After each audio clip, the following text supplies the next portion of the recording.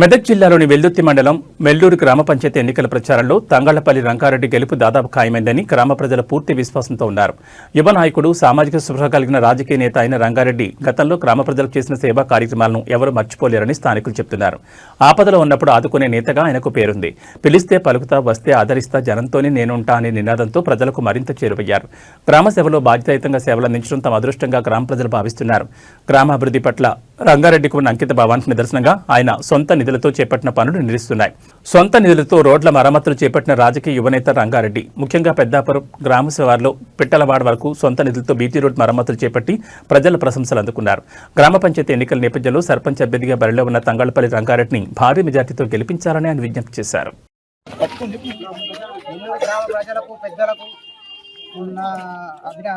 అభివందనాలు.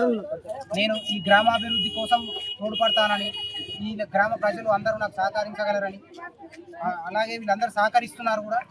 భారీ మెజార్టీతో గెలిచి మా నెల్లూరు గ్రామాన్ని అభివృద్ధి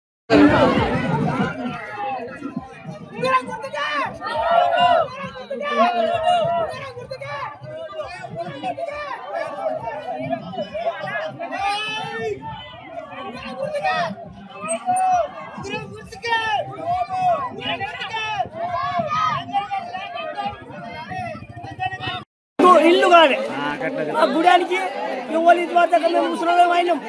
మా పెద్దలంతా చనిపోయి వందల గడ్డ కాయలు, ఒక రోడ్డు ఏం లేదు, మన పోతాయి తవ్వలేదు. ఒకటి శిశురోడు మాకు ఇల్లు చేస్తే అంత నమస్కారం అని నేను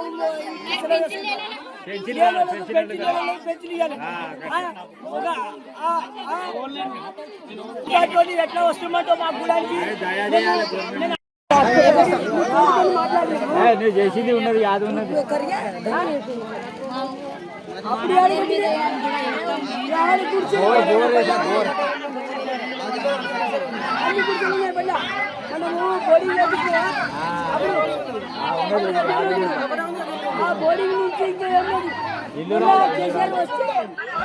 పిల్లలకు అందరికీ నా హృదయపూర్వక నమస్కారాలు.